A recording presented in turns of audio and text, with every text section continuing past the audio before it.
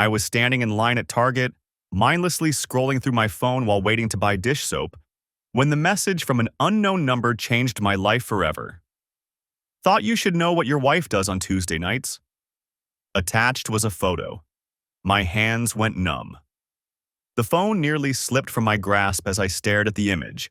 My wife, Jessica, unmistakably her blonde hair and the birthmark on her shoulder, wrapped around another man in what was clearly a hotel room. The timestamp read, last Tuesday. The Tuesday she'd told me she had late-night inventory at the dental office where she worked as a hygienist. I abandoned my cart right there in the aisle and walked out to my truck, my legs moving on autopilot while my brain struggled to process what I'd just seen. We'd been married for 11 years. We had 2 kids, Emma, 9, and Tyler, 6. We had a mortgage, a golden retriever named Biscuit, and season tickets to the Packers. This wasn't supposed to happen to us. My name is David Patterson, and until that moment in Target on a random Wednesday afternoon in October, I thought I had a pretty good handle on my life. I'm a civil engineer for the county, steady job, decent salary. Jessica and I met in college at UW-Madison, got married at 25, bought our house in Appleton 3 years later. We weren't perfect, but we were solid. Or so I'd believed. I sat in the parking lot for 20 minutes, staring at that photo until my eyes burned. The man in the picture was younger than me, maybe late 20s, with the kind of physique that screamed gym rat. His hand was on her waist. Her smile was the same one I'd fallen in love with 13 years ago, except she was giving it to him. The phone buzzed again. Another unknown number, but I knew it had to be the same person. Her car's at the Fairfield Inn every Tuesday, room 237. They've been meeting there for 4 months. Sorry, man. 4 months. A third of a year. 16 Tuesdays of lies. I wanted to throw up. Instead, I started the truck and drove. Not toward home, but just drove. Through the streets of Appleton, past the park where we'd had Emma's birthday party last month, past the restaurant where Jessica and I had celebrated our 10th anniversary. Everything looked the same, but nothing would ever be the same again. By the time I pulled into our driveway, I'd made a decision. I wasn't going to confront her. Not yet. I needed to know everything first. Who he was, how long this had really been going on, what she'd been planning. Because if she'd been doing this for 4 months, there had to be a plan. People didn't just throw away 11 years of marriage for hotel room hookups unless they were building toward something. I needed proof. Real, concrete, undeniable proof. Jessica's car was already in the garage when I walked in. She was in the kitchen, chopping vegetables for dinner, her hair pulled back in a ponytail, wearing the Wisconsin sweatshirt I'd bought her for Christmas 2 years ago. "Hey, babe," she said, glancing up with a smile. "You're home early. Didn't you have that meeting with the contractors?" "Got canceled," I lied smoothly, surprised at how easy it was. "Thought I'd come home and surprise you." "Well, that's sweet." She turned back to the cutting board. "Kids won't be back from your mom's for another hour. Want to open some wine?"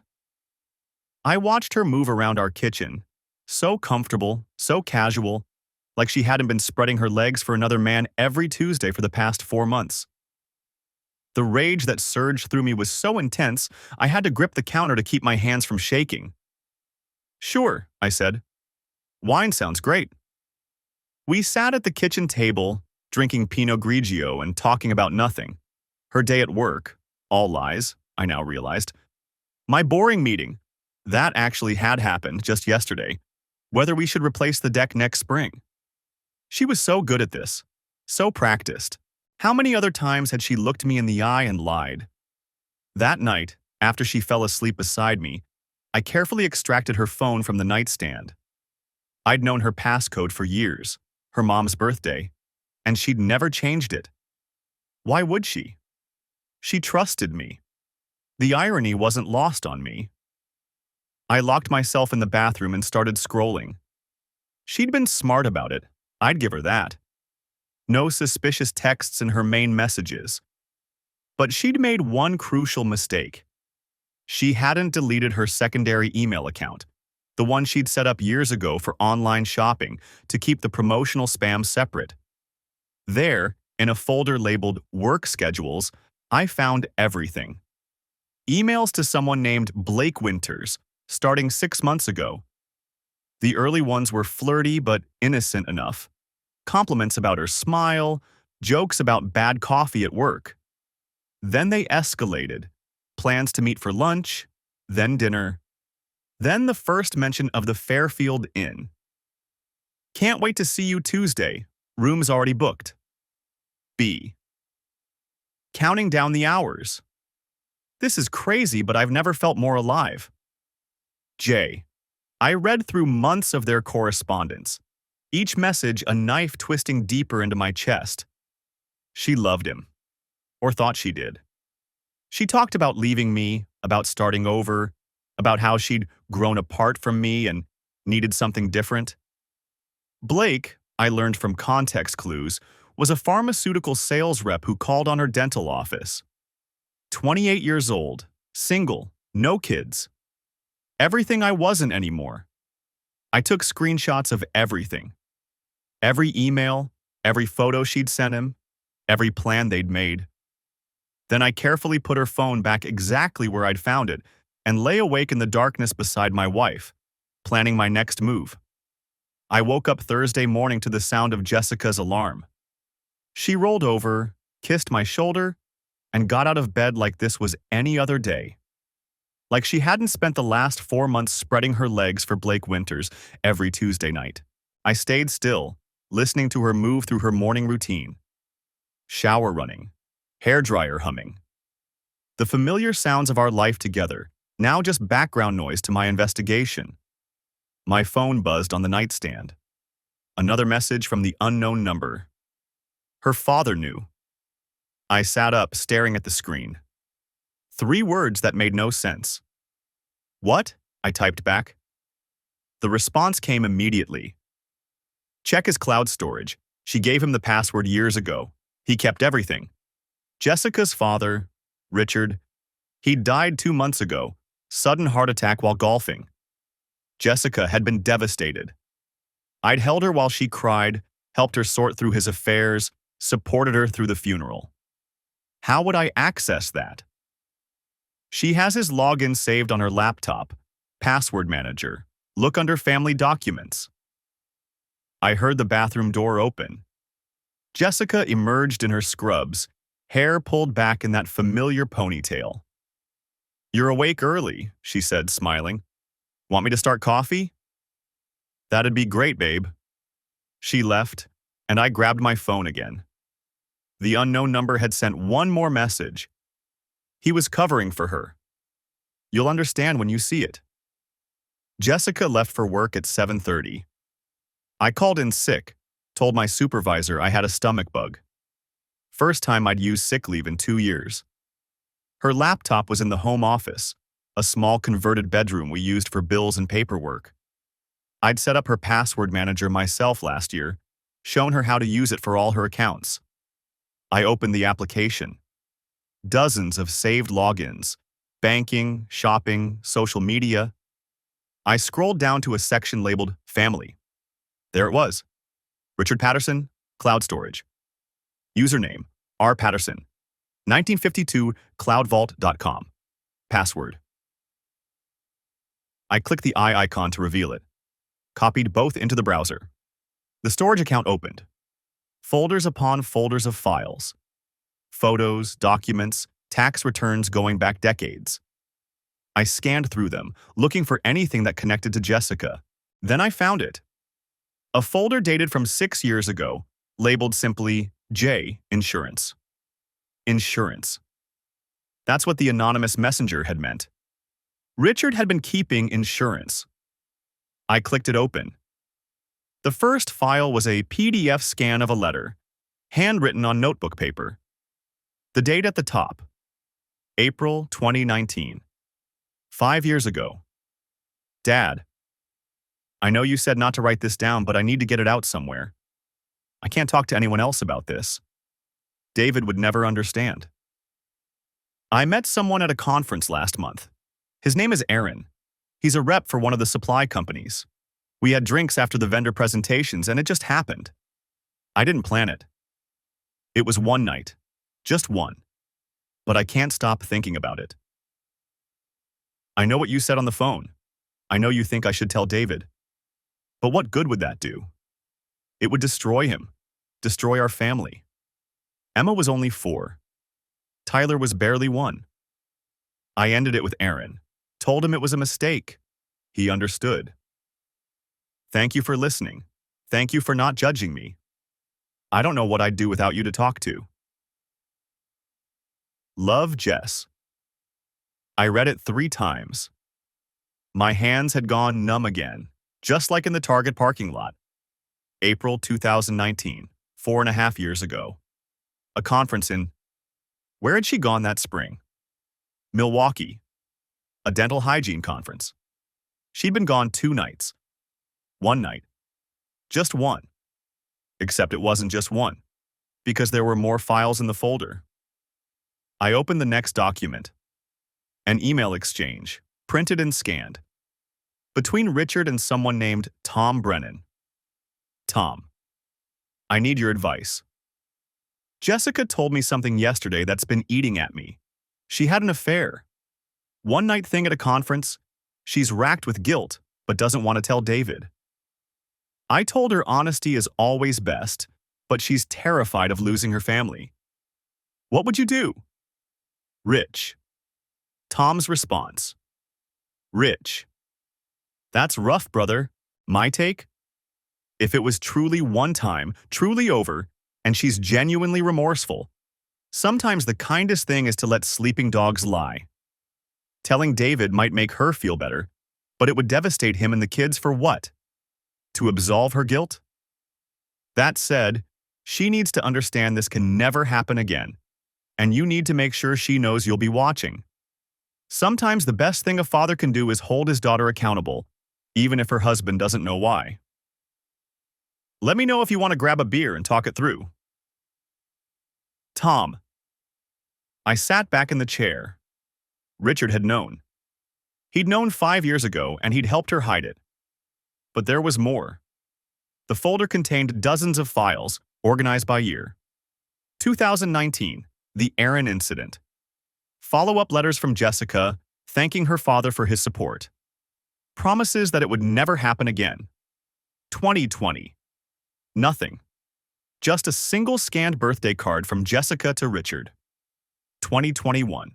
An email from Richard to Tom Brennan, dated March. Tom. She did it again. Different guy this time. She called me crying last night. Said it's been going on for 2 months. Some trainer at her gym. I don't know what to do anymore. I covered for her once because I believed it was a mistake. But this is a pattern.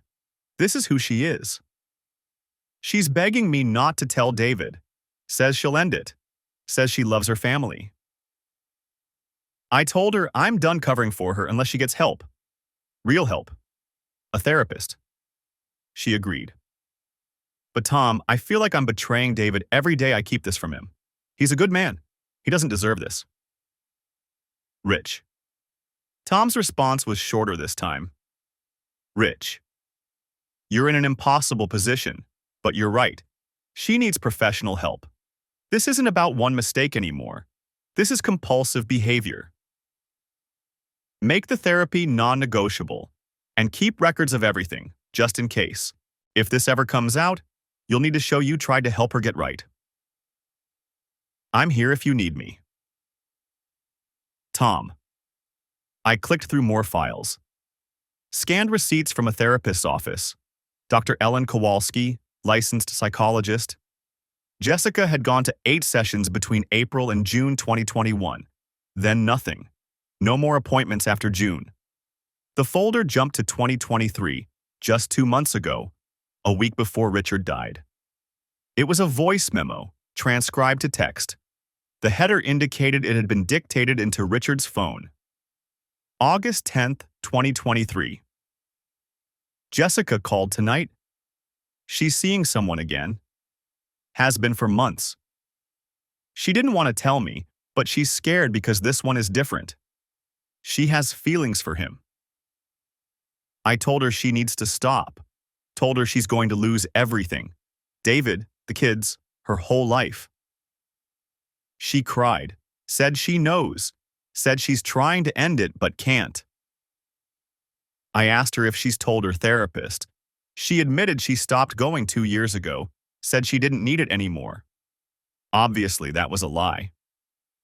I told her I'm done being her confessor, done helping her hide this. I said if she doesn't tell David within the month, I will. She begged me not to, said she'd end it, said she just needs time. I gave her until September 1st. After that, I'm telling David myself. He deserves to know what kind of woman he's married to. I love my daughter, but I can't keep doing this. I can't keep watching her destroy a good man and pretend everything is fine at Sunday dinners. God forgive me for waiting this long. The date stamp showed the transcription was created August 10th at 10:47 p.m.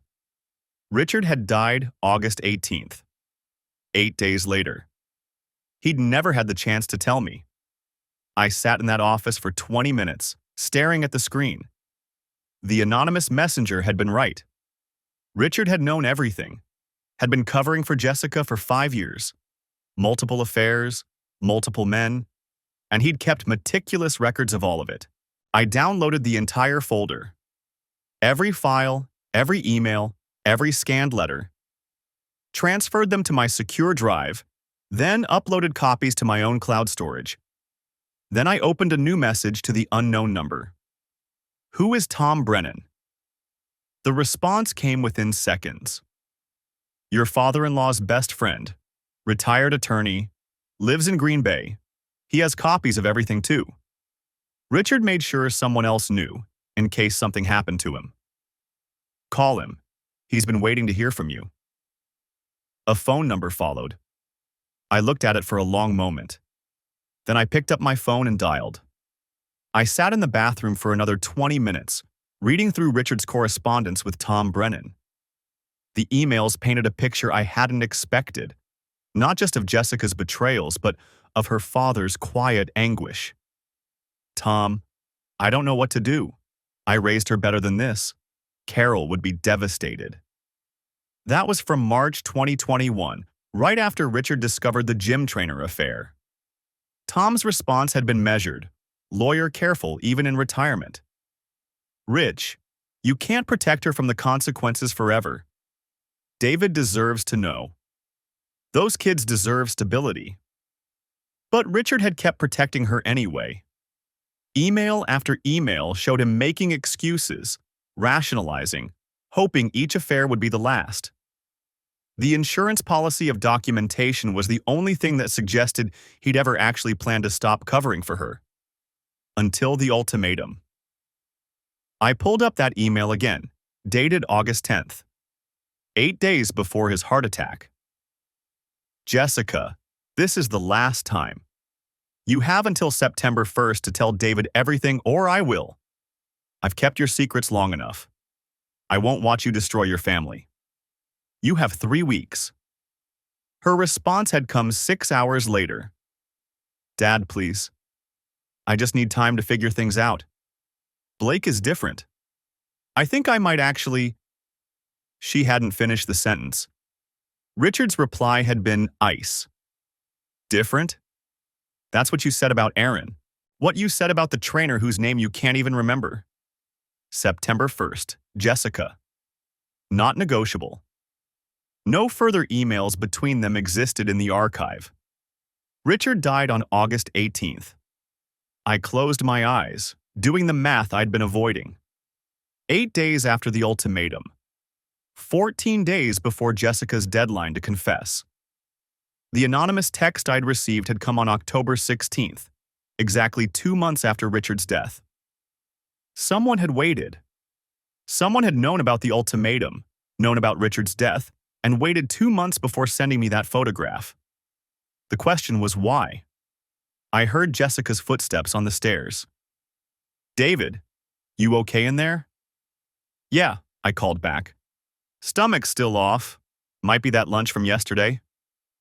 Want me to get you something? Pepto? No, I'm good. Just need a few more minutes. Her footsteps retreated. I heard her phone ring, heard her answer it in the bedroom. Her voice was too muffled to make out words, but the tone was light, casual. I returned to Richard's files, opening a folder labeled Tom Personal. More correspondence going back years. Fishing trips, Packers games, the ordinary friendship of two men who'd known each other since college. Then I found it. An email from Tom dated August 20th, 2 days after Richard's funeral. Rich would have wanted you to know the truth, David. I'm sorry it has to be this way. The email had never been sent. It sat in Tom's drafts folder, timestamp showing it had been saved at 11:47 p.m. He'd written it, then apparently thought better of it. Below it was another draft, dated September 15th. David, my name is Tom Brennan. I was Richard Patterson's closest friend for 40 years. There are things you need to know about your wife. Also unsent. A third draft, dated October 10th. You deserve the truth. Check the Fairfield Inn on Tuesdays. That one was shorter, more direct. Still unsent. But someone had sent me something on October 16th. Not from Tom's email, from an anonymous number, just a photograph and an address. I opened my phone, pulled up that first message. The photo of Jessica and Blake in the Fairfield Inn parking lot. Her hand on his chest, his hand on her waist. The timestamp visible on the image showed it had been taken on October 15th, 1 day before I received it. Someone had taken that photo specifically to send to me. This wasn't Tom forwarding old information from Richard's files. This was fresh evidence delivered by someone who knew exactly where Jessica would be and when. I heard Jessica's voice from the bedroom, clearer now. She must have moved closer to the door. No, he's not feeling well. Stomach thing. Yeah, I know, bad timing. Tomorrow should work. Same time? A pause. I miss you too. My hands tightened on the phone. Tomorrow was Thursday, not her usual Tuesday. They were adding extra meetings now. I flushed the toilet for effect, ran the sink. When I emerged, Jessica was off the phone, standing in the bedroom doorway with a concerned expression that probably looked genuine to anyone who didn't know better. That was the office, she said, confirming my schedule for tomorrow. You sure you're okay? You look pale. Just tired. I moved past her toward the bed. Think I need to lie down for a bit. Want me to pick up the kids? No, I'll get them. Just need an hour. She kissed my forehead, a gesture that would have been comforting 4 days ago. Now it felt like a performance. Rest. I'll be downstairs if you need anything. When she left, I pulled out my laptop and opened a new document, started organizing what I knew. Timeline. 2019, Aaron affair, unknown duration. 2021, gym trainer affair, Richard discovered it in March. 2024, Blake Winters, started April, ongoing. August the 10th, Richard's ultimatum, confess by September 1st. August 18th, Richard dies. October 15th, photo of Jessica and Blake taken. October 16th, anonymous text sent to me. Known parties. Richard, deceased, kept documentation. Tom Brennan, knew everything, wrote unsent emails. Anonymous messenger, took recent photo, sent it to me. Questions. Who sent the photo? Why wait 2 months after Richard's death? Why send it the day after taking it? What does Tom Brennan know about the timing? I needed to talk to Tom. The email correspondence showed Richard had trusted him completely, had discussed every affair, every cover story.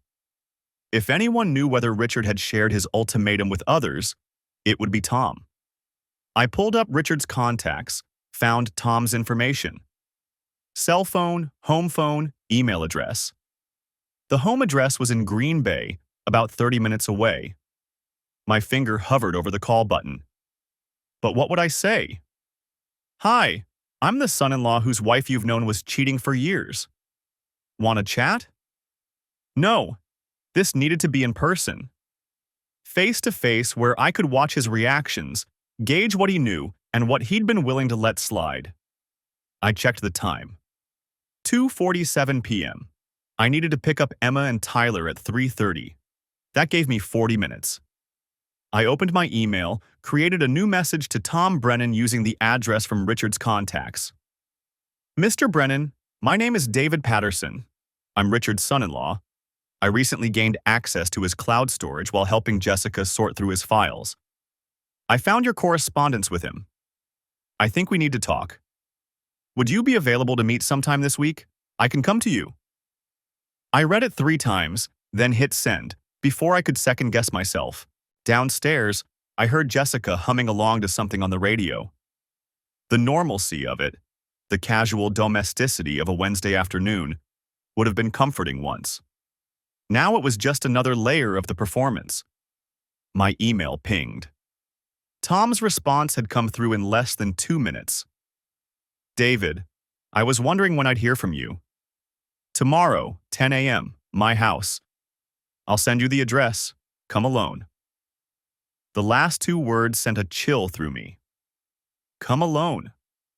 Like this was some kind of covert operation instead of a conversation about my disintegrating marriage. But then again, maybe that's exactly what it was. His address came through in a follow-up email. A house on the east side of Green Bay, near the bay itself. I plugged it into my phone's map, 32 minutes from our house.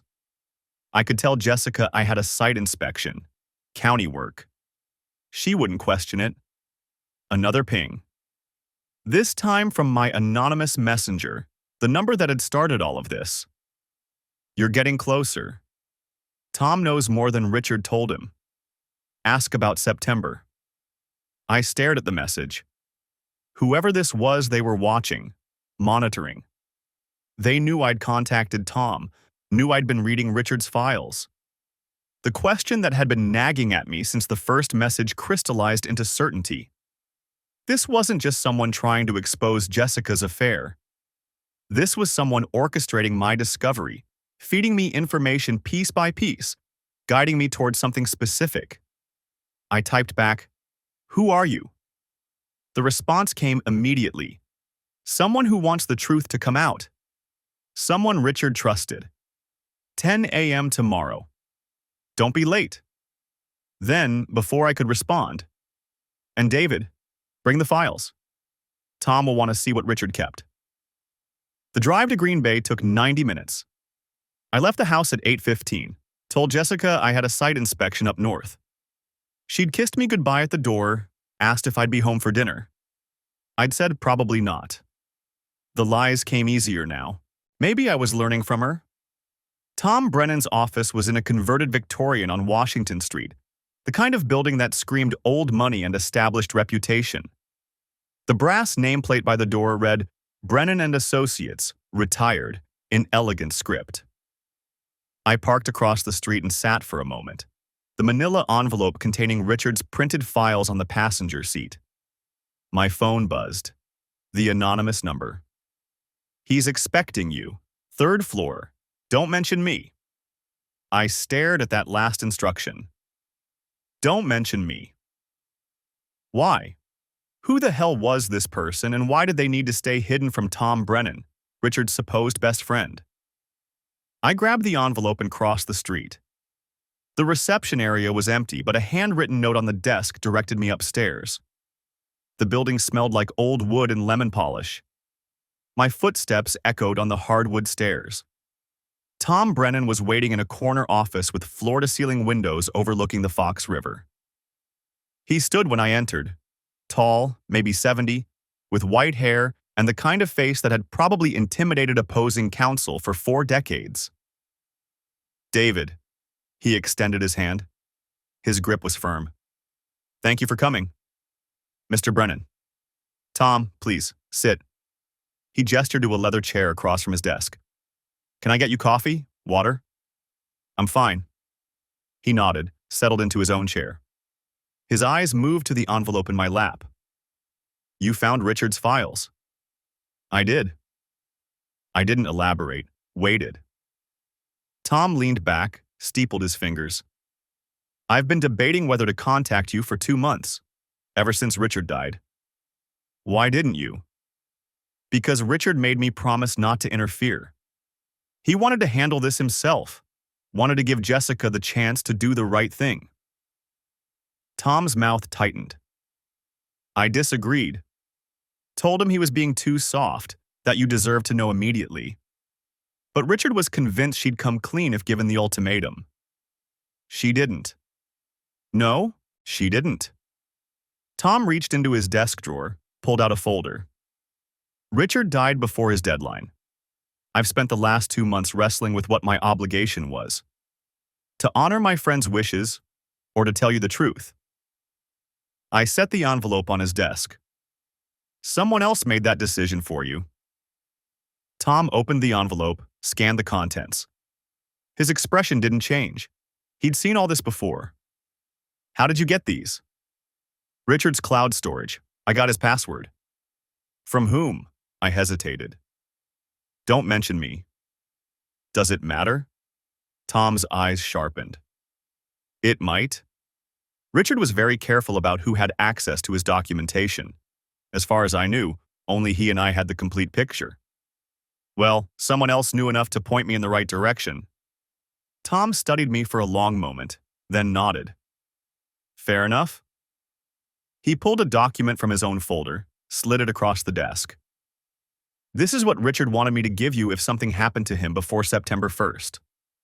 I picked it up. It was a letter, handwritten on Richard's personal stationery, dated August 17th, the day before he died. David.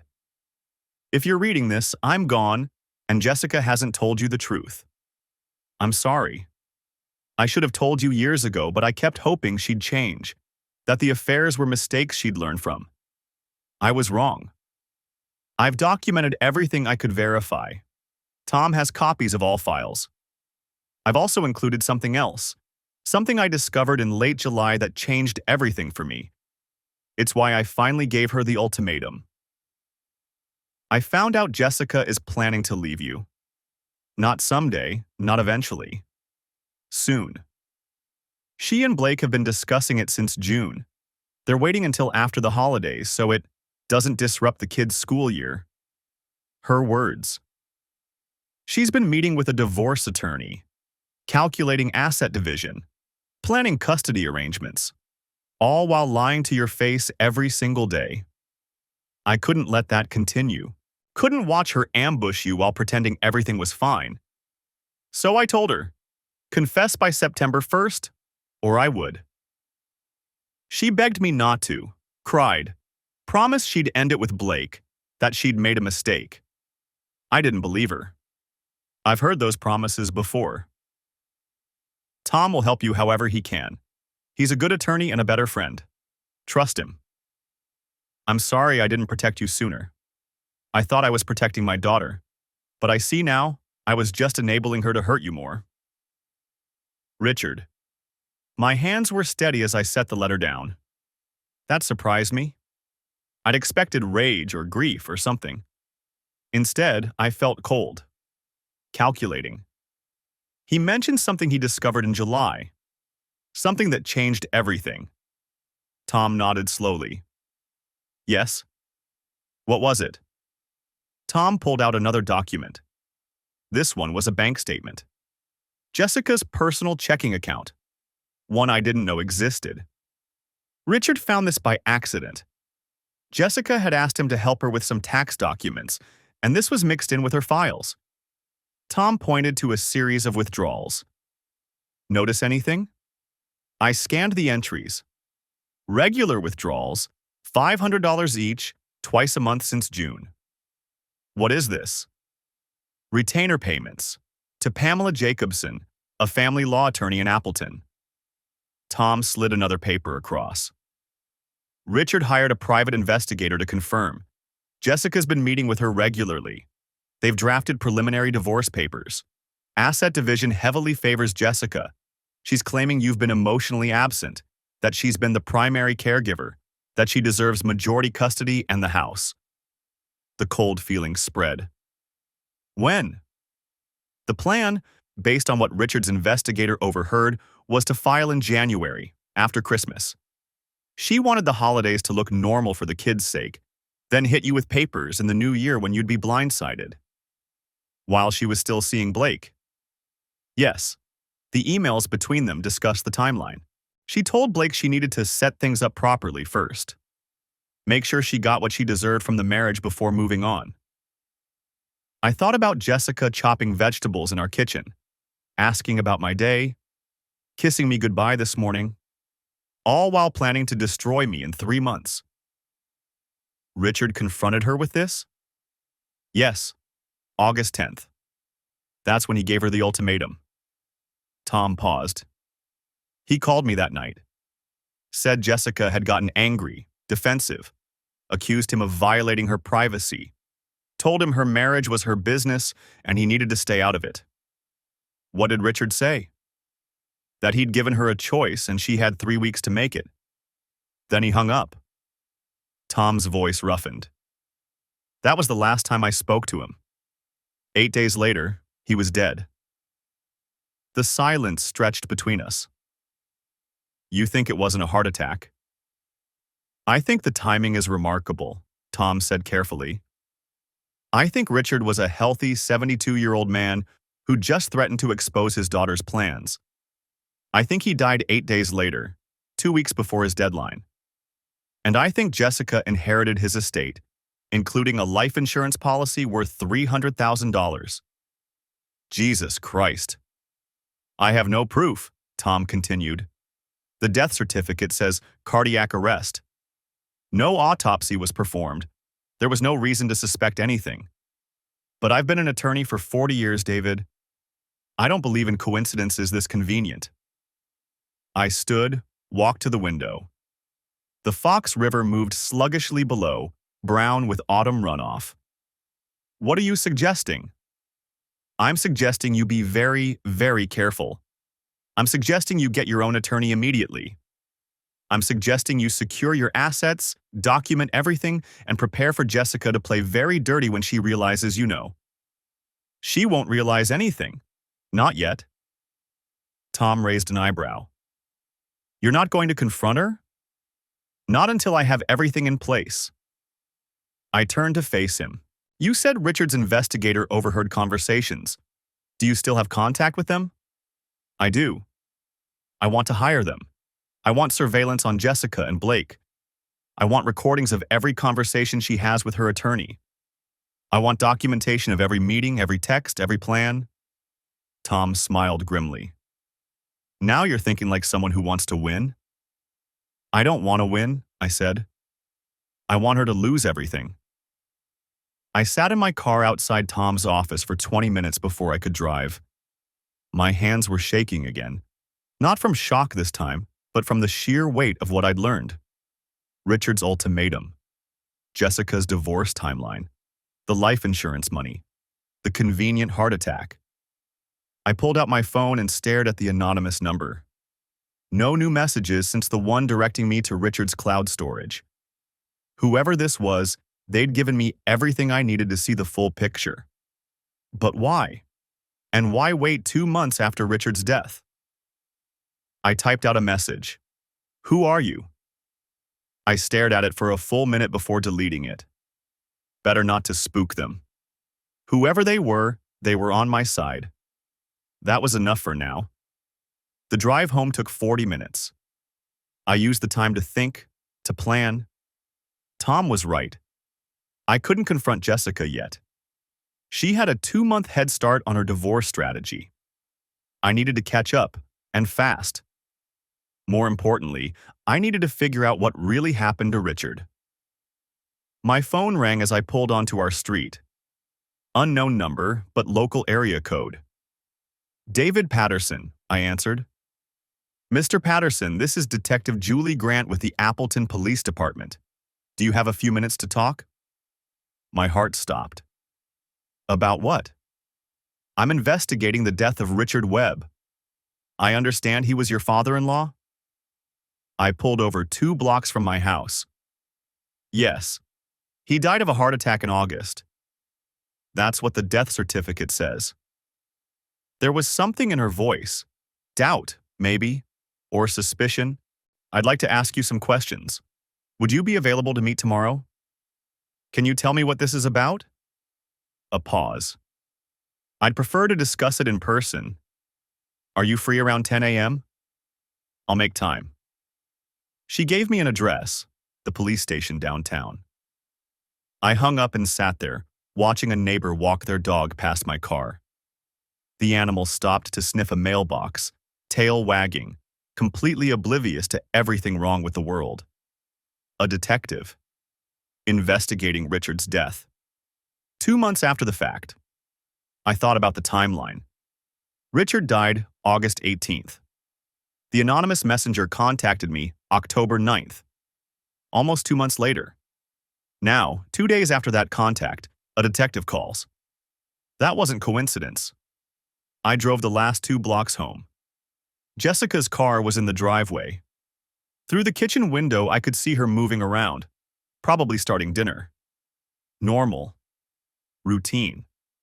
Like she wasn't planning to destroy our family in 3 months. I grabbed my laptop bag from the passenger seat and went inside. Hey, babe, Jessica called from the kitchen. How was work? Long, I said, which was true. I set my bag down by the stairs. What's for dinner? Chicken stir-fry. Your mom's dropping the kids off in about an hour. She appeared in the doorway, wiping her hands on a towel. You okay? You look tired. I wondered what she'd do if I told her the truth. If I said, I know about Blake. I know about Aaron. I know about the trainer.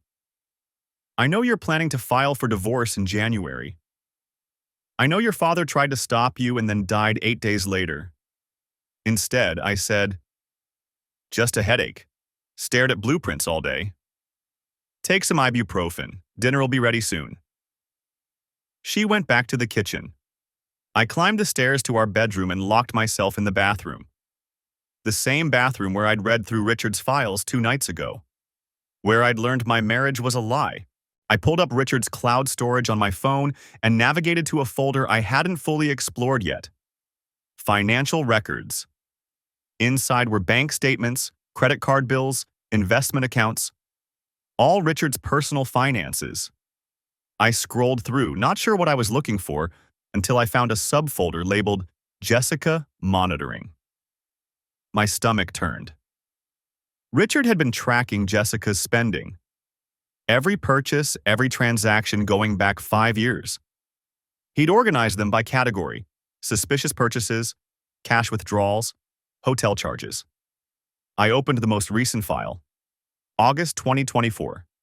There it was, a $400 cash withdrawal on August 17th, the day before Richard died, from an ATM in downtown Appleton, 3 blocks from Richard's condo. I checked the timestamp, 2:47 p.m. Then I went back to Richard's email folder and pulled up his calendar. On August 17th, he'd had a scheduled meeting.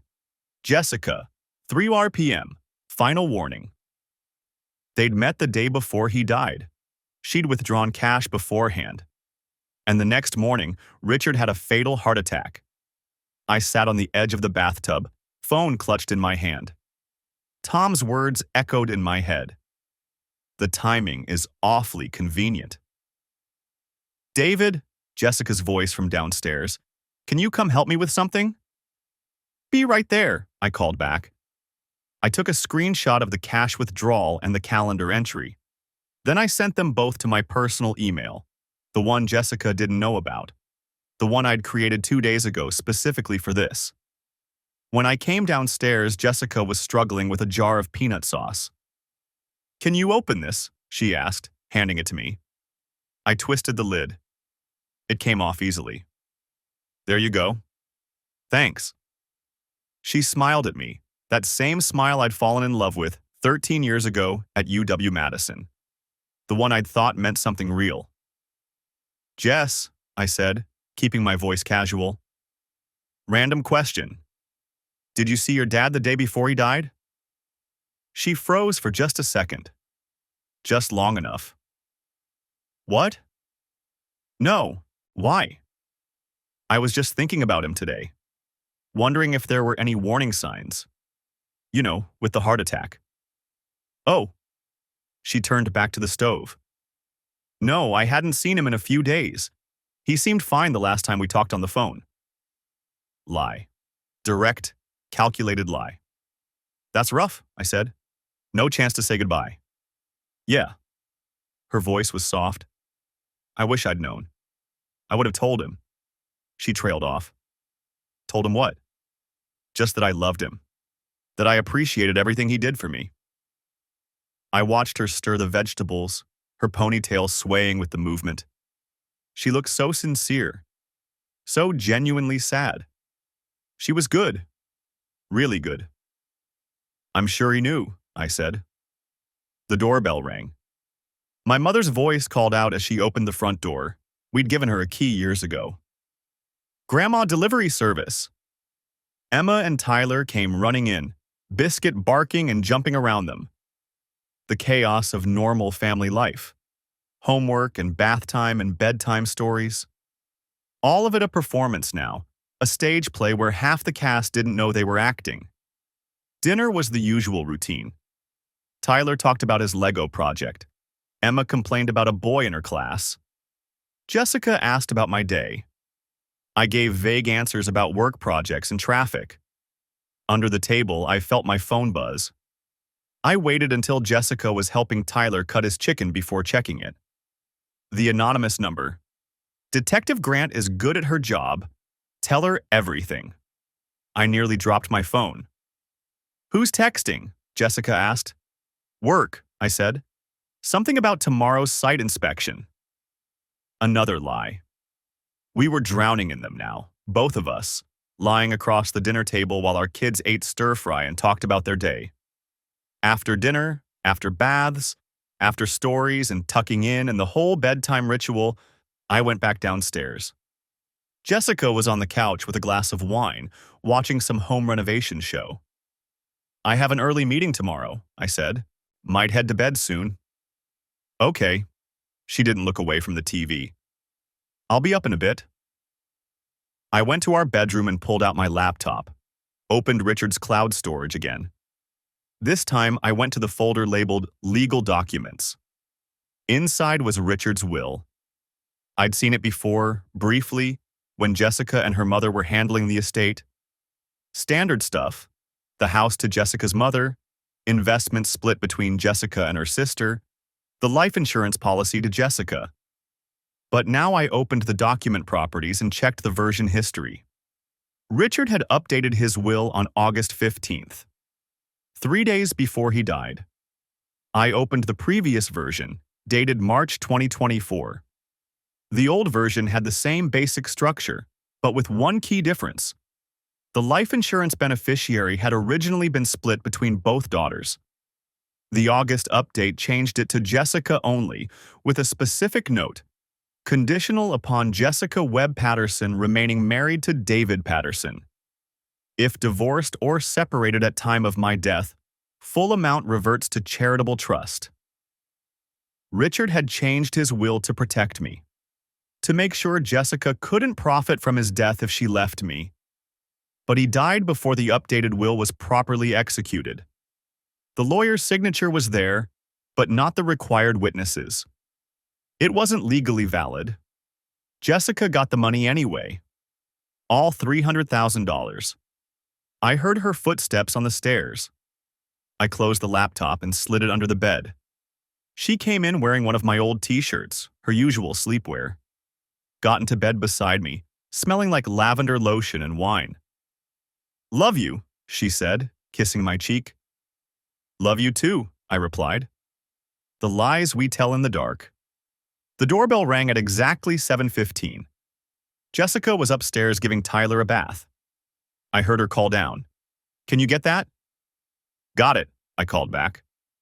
Detective Julie Grant stood on my porch in plain clothes, jeans, a navy blazer, and a leather portfolio under one arm.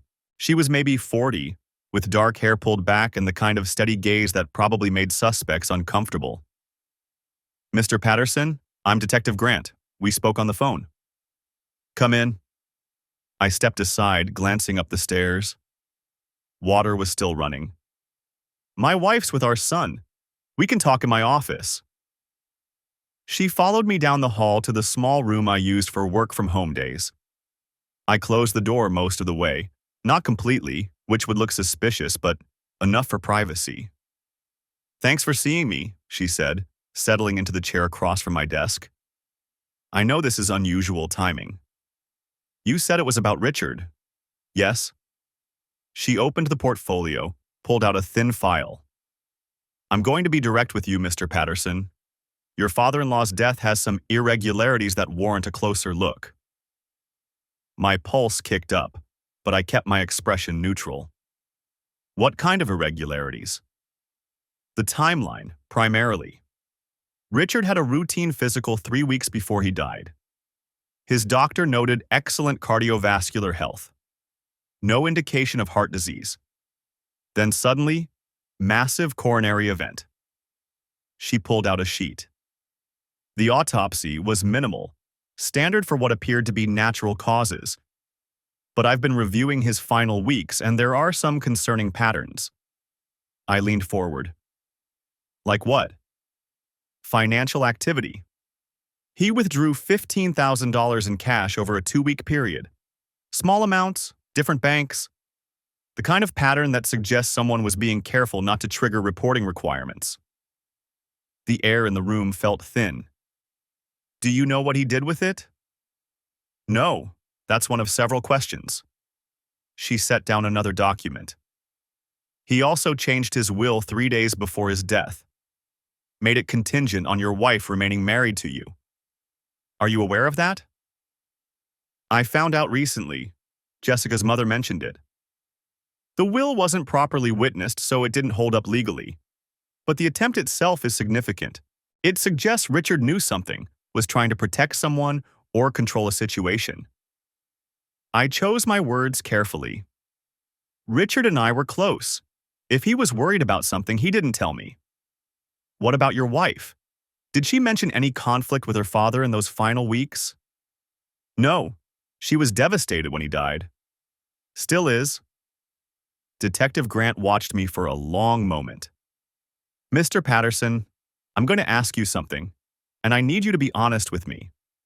Has anything happened recently that made you question the circumstances of Richard's death? The bathroom water shut off upstairs. I heard Jessica's voice, muffled but cheerful, telling Tyler to get his pajamas on. Why are you asking me that?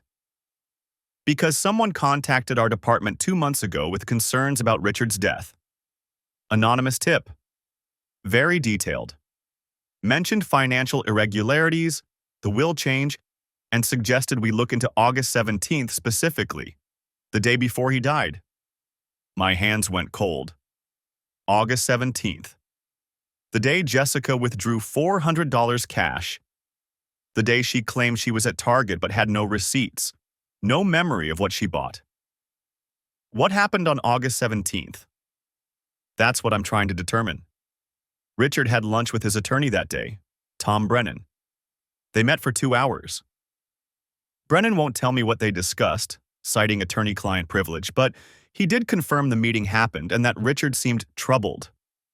Tom Brennan, the friend from Richard's emails, the one who knew everything.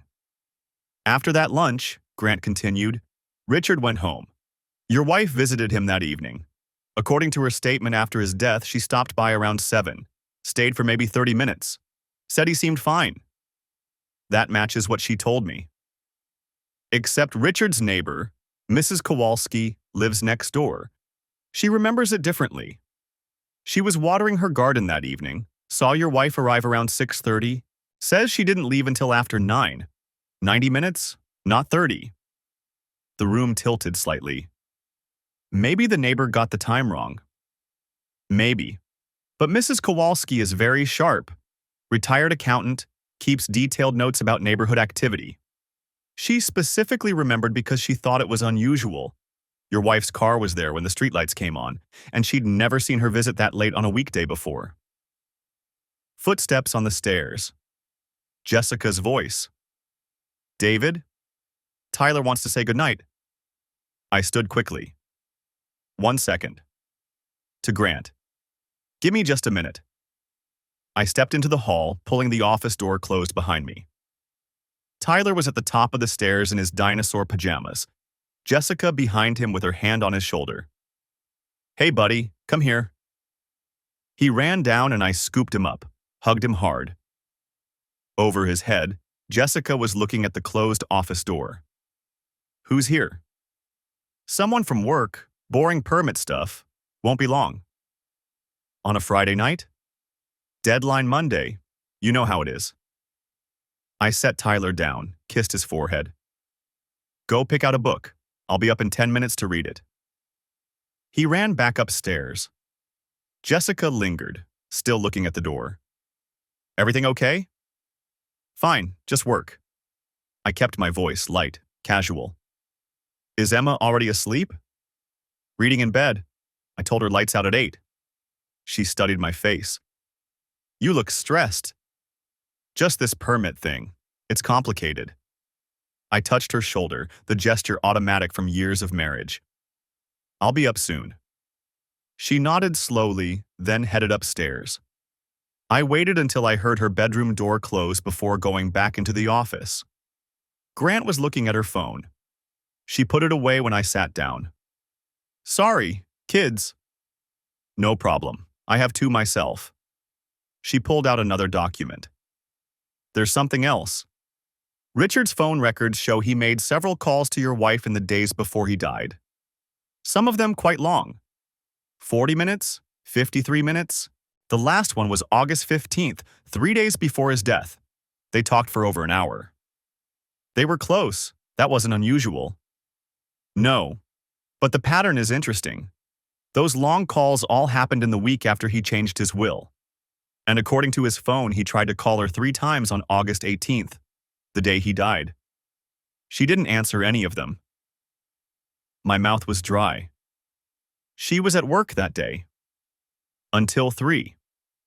The calls came at 4:15, 5:30, and 6:45. All went to voicemail. No record that she called him back.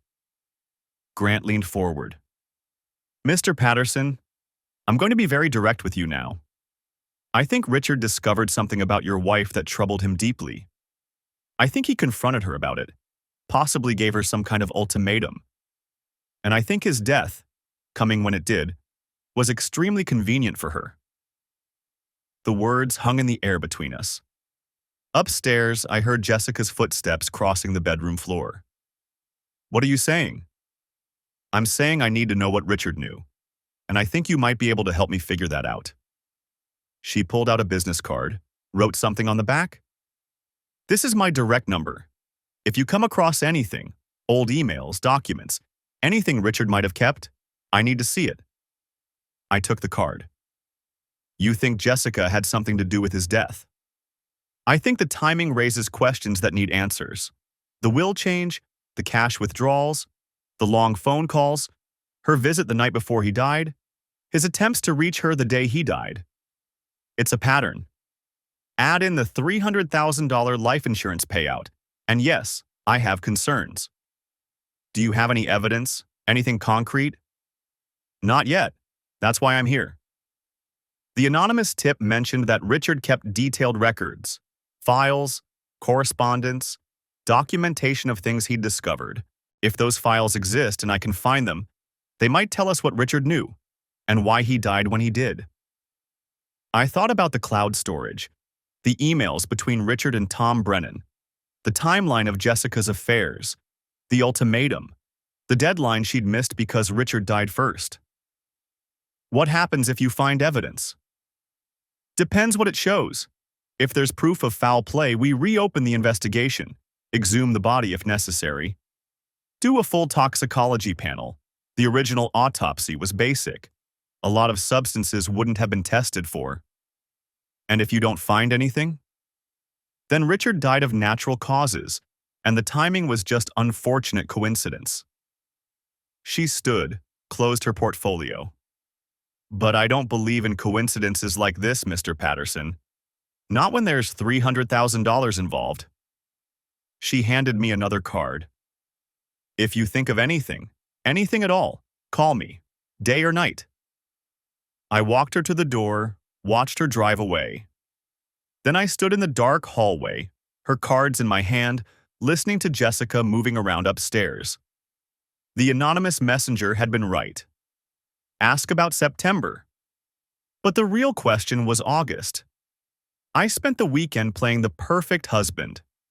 Saturday morning pancakes, Tyler's soccer game, a family dinner at the Olive Garden where Jessica held my hand across the table and smiled like she meant it. Sunday, we raked leaves, watched the Packers lose to the Vikings, put the kids to bed early. And every moment, I was gathering evidence. Monday morning, I met Tom Brennan at a coffee shop in Green Bay. He brought his investigator, a former FBI agent named Patricia Moore, who looked like somebody's grandmother but had the eyes of a predator. I need everything, I told them. Every meeting Jessica has with her attorney, every text to Blake, every lie she tells. I need it documented, time-stamped, and admissible in court.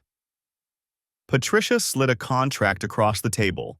This won't be cheap. I don't care what it costs. Tom leaned forward. David, there's something else you need to know. The anonymous person who sent you that first photo? They contacted me too. 3 days after Richard died. Told me to wait, that you'd figure it out on your own if given the right push. Who is it? I don't know. But they knew things only someone very close to the situation would know. They knew about Richard's ultimatum, about the will change, about Jessica's visit on August 17th.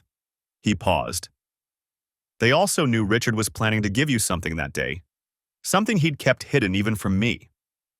What? A recording.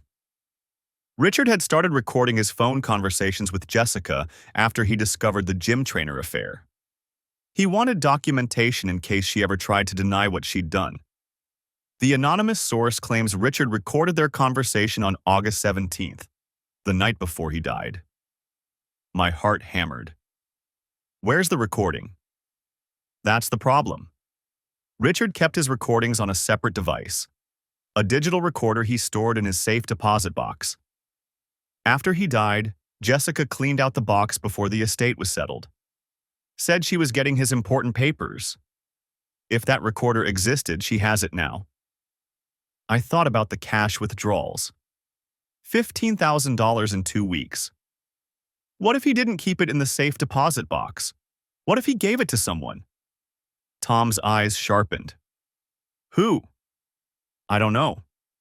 But someone knew enough to point me toward his cloud storage. Someone knew to contact Detective Grant.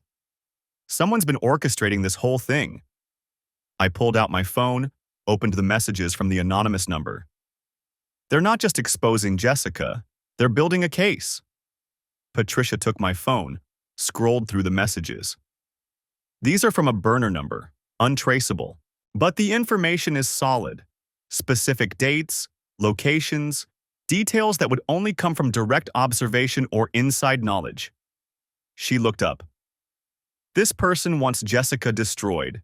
The question is why? My phone buzzed. Another message from the unknown number. Check Richard's storage unit. The one Jessica doesn't know about. Code is Emma's birthday. I showed it to Tom. His face went pale. Richard had a storage unit. Apparently, Patricia was already typing on her laptop. Give me a minute. Her fingers flew across the keyboard. Got it. Secure Storage Plus on College Avenue. Unit 247, rented under the name R. Patterson, paid through 2025. We were there in 20 minutes. The storage facility was one of those climate-controlled places with coded entry and security cameras. I punched in Emma's birthday, 092422015, and the door to Unit 247 clicked open. Inside was a single filing cabinet and a cardboard box. Tom opened the cabinet. Files, organized by year. More documentation of Jessica's affairs, more emails, more evidence. But in the bottom drawer, wrapped in a plastic bag, was a digital voice recorder. Patricia pulled on gloves before touching it. This needs to stay clean. Chain of custody matters if this goes to court. She pressed play. Richard's voice, tired and sad. Jessica, I need you to understand how serious this is. Then Jessica. Dad, you're overreacting. Blake and I are just… Don't lie to me anymore. I've seen the emails. I know you're planning to file for divorce in January. I know you've been meeting with an attorney. I know you're planning to take David for everything you can get. A long silence. Then Jessica, her voice cold. What I do with my marriage is my business. Not when you're planning to ambush a good man who's done nothing but love you and support you for 11 years. Not when you're using my grandchildren as pawns in your asset division strategy. I'm protecting myself, protecting my future. By destroying his? Jessica, I raised you better than this. You raised me to look out for myself, to not settle. Well, I'm not settling anymore. David is boring. He's predictable. He's faithful. He's honest. He's a good father. Things you apparently don't value. Another silence. When Jessica spoke again, her voice was shaking. What do you want from me? I want you to tell him. Before September 1st. Tell him everything. The affairs, the divorce plans, all of it. Give him the chance to protect himself. Or I will. You wouldn't. I've already changed my will. The life insurance is contingent on you staying married. If you divorce David, you get nothing. Every penny goes to charity. You can't do that. I already did. And if you don't tell David the truth by September 1st, I'm going to give him copies of everything I've documented. Every affair, every lie, every email to your attorney. I'll make sure he gets the house, the kids, everything. You'll walk away with nothing. Jessica's voice dropped to something I'd never heard before. Pure venom. You'd really do that to your own daughter? I'm trying to save you from yourself. This path you're on. It ends with you alone and hated. Tell David. End this the right way. There's still time to salvage something. And if I don't? Then I'll do it for you. September 1st, Jessica. That's your deadline. The recording clicked off. We stood in silence. Finally, Tom said, The date stamp shows August 17th, 9:47 p.m. She left his condo around 9:15, I said. According to the neighbor, Patricia was scrolling through her phone. Richard died at approximately 7:30 a.m. on August 18th. Heart attack in his kitchen. His cleaning lady found him when she arrived at 8. I looked at Tom. What could she have done? She left the night before. Depends. Patricia's voice was clinical. There are substances that can trigger cardiac events in vulnerable individuals. Digoxin overdose, for example. Symptoms can take hours to manifest. If she had access to his medication, if she knew what to use. Jessica's a dental hygienist, Tom said quietly. She has access to medical knowledge, knows about drug interactions. Richard took blood pressure medication, I added. I remember Jessica organizing his pills when we visited. She knew exactly what he was taking. Patricia pulled out her phone. I'm calling Detective Grant. She needs to hear this recording. If there's enough for a warrant, we can get Richard's medical records, find out exactly what was in his system. Wait, I grabbed her arm. If you call Grant now, Jessica will know we're on to her. She'll destroy evidence, run, something. We need to be smart about this. Tom nodded slowly. David's right. We need to secure everything first. Get copies of all these files. Document the storage unit. Then we bring in the police. And I need to get Jessica's recorder, I said. The one she took from Richard's safe deposit box. If she recorded over it or destroyed it, that's evidence of consciousness of guilt. Patricia looked skeptical. How are you going to get that? I'm going to ask for it. That night, I came home to find Jessica making dinner. Spaghetti, Tyler's favorite. Emma was at the table doing homework. Biscuit was asleep by the door. Normal, perfect, fake. Hey, babe, Jessica said, kissing my cheek. How was your day? Interesting, actually. I set down my briefcase. I was going through some of your dad's old stuff, helping your mom sort through the storage unit. Found some of his old recording equipment. Thought maybe we could give it to Tyler. He's been wanting to make those YouTube videos. Jessica's hand froze on the pasta spoon. Just for a second. What kind of recording equipment? Digital recorder, microphone, that kind of thing. Your mom said you cleaned out his safe deposit box after he died. Did you happen to grab anything like that? She turned back to the stove. I don't remember. There were a lot of papers, some jewelry. I'd have to check. Could you? Tyler would love it. Sure, I'll look this weekend. But I saw her hand shake as she stirred the sauce. After dinner, after the kids were in bed, I found her in our bedroom, going through boxes she'd brought back from Richard's condo. She looked up when I entered, startled. Just looking for that recorder, she said quickly. Any luck? Not yet. She closed the box. You know, I'm not sure I even took one. Maybe your mom was thinking of something else. I sat on the bed. Jess, can I ask you something? Of course. Did you see your dad the night before he died? Her face went carefully blank. What? No, I told you I hadn't seen him in a few days. That's weird, because his neighbor mentioned you were there. August 17th, said your car was in his driveway until after 9. Jessica's eyes flickered. Oh, right. I forgot about that. I stopped by for like 20 minutes, just to drop off some groceries. His neighbor said it was longer, said you were there for over 2 hours. Well, she's wrong. Jessica's voice hardened. Why are you interrogating me about this? I'm not interrogating. I'm just trying to understand. The detective who came by... What detective? Detective Grant. She's looking into your dad's death. Apparently there are some questions about the timing. Jessica stood abruptly. Questions? He had a heart attack. What questions could there possibly be? About his will. About the life insurance. About why he tried to call you 3 times the day he died and you never answered. I was at work. Until 3. He called at 4:15, 5:30, and 6:45. You never called him back. Her face flushed. I was busy. I had errands. She stopped. Why are you doing this? Your father-in-law dies and now you're acting like I did something wrong? Did you? The silence stretched between us. Finally, Jessica's expression shifted. The mask dropped, and I saw something cold underneath. You know, she said quietly. Know what? About Blake, about everything. She sat down slowly. How long? Does it matter? I suppose not. She laughed, a bitter sound. Let me guess, the storage unit. Dad's files. He kept everything, didn't he? Everything.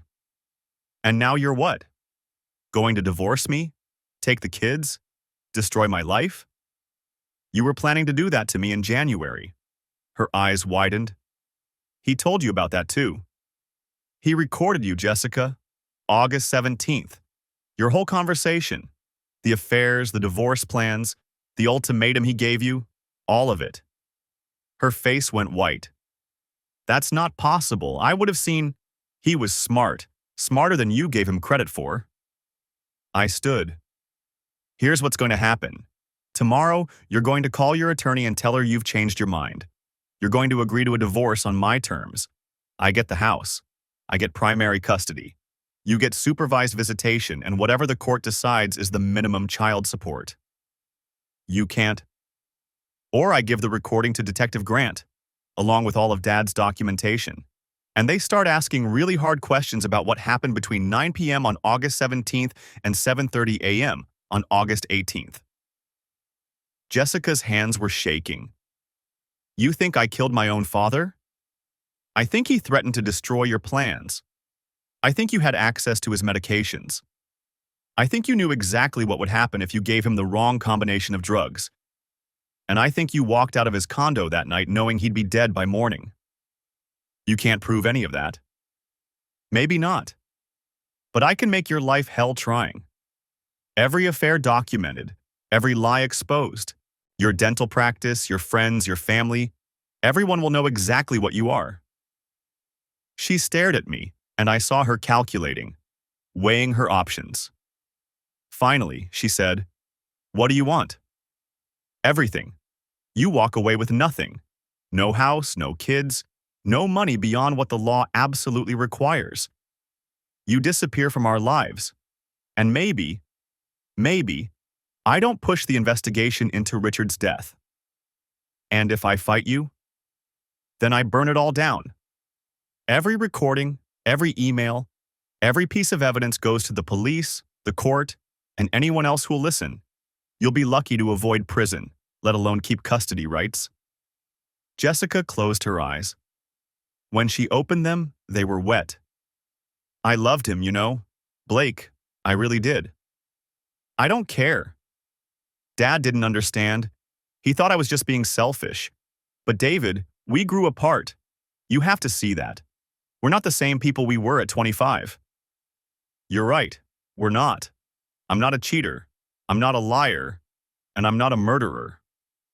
I didn't—" She stopped. "Fine. I'll sign whatever you want. But I want to see Emma and Tyler. They're my children. Supervised visits, once a month. And you tell them you're moving away for work. You don't get to play the victim here." She nodded slowly. "When?" "Papers will be ready by Friday. You have until then to move out." "Where am I supposed to go?" "That's not my problem anymore." I walked to the door, then turned back. "Oh, and Jessica? The recorder. The one you took from Richard's safe deposit box. I want it. Tomorrow. Or I call Detective Grant tonight." Her face crumpled. "It's in my car, trunk, under the spare tire." "Thank you." I left her sitting on the bed, crying. I didn't feel sorry for her. I didn't feel anything except the cold satisfaction of winning. The divorce was finalized in 90 days. Jessica signed everything without contest. The house, the kids, the savings, all mine. She got her clothes, her car, and the legal minimum child support. No alimony, no shared custody, just supervised visits she rarely bothered to show up for. Blake Winters stopped returning her calls 2 weeks after she moved out. Apparently, the reality of a broke, disgraced dental hygienist wasn't as appealing as the fantasy of an affair. Detective Grant closed her investigation into Richard's death after the toxicology report came back clean. No evidence of foul play, just an unfortunate cardiac event. But I saw the doubt in her eyes when she told me. She knew. We all knew. We just couldn't prove it. The anonymous messenger sent one final text, 3 months after the divorce was final. "Richard would be proud of you. Take care of those kids." I never found out who it was. Tom had his theories. Maybe Richard's cleaning lady, who'd found his body. Maybe a colleague from Jessica's dental office who knew about the affairs. Maybe someone else entirely. It didn't matter. Whoever they were, they'd given me the truth. That was enough. Emma and Tyler adjusted better than I expected. Kids are resilient. We sold the house, too many bad memories, and bought a smaller place across town. Started fresh. I started dating again after a year. Nothing serious, just relearning how to trust. Jessica moved to Milwaukee. Last I heard, she was working at a corporate dental chain, living in a studio apartment, still single. She sends birthday cards to the kids sometimes. They're polite about it, but they don't ask to see her anymore. I kept Richard's files, all of them, locked in a safe deposit box of my own just in case. Insurance like he'd intended. A record of the truth. Sometimes, late at night, I think about that recording. Jessica's voice, cold and calculating, talking about destroying me. Richard's voice, tired and betrayed, trying one last time to save his daughter from herself. He'd given her a choice. She'd made it. And in the end, the truth didn't just come out. It burned everything down. People ask me sometimes if I'm bitter, if I hate Jessica for what she did. The answer is no. Hate requires caring, and I stopped caring about her the moment I saw that first photograph in the Target parking lot. What I learned from all of this isn't about marriage or fidelity or trust. It's simpler than that. People show you who they are, if you're willing to see it. Jessica showed me for 11 years. I just wasn't looking. The late nights that were always explained. The phone calls she took in another room. The distance that grew so gradually I thought it was normal. Richard saw it. He documented it, tried to stop it, and died for his trouble. Whether Jessica actually killed him or just got lucky with timing, I'll never know for certain. But I know this.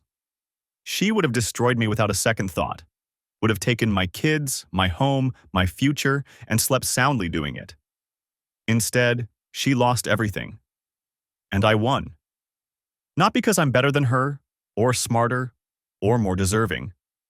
I won because someone, whoever that anonymous messenger was, decided the truth mattered more than Jessica's carefully constructed lies. They gave me the tools. I just had to use them. Emma's 13 now. Tyler's 10. They're good kids, happy. We have pizza Fridays and Sunday game nights.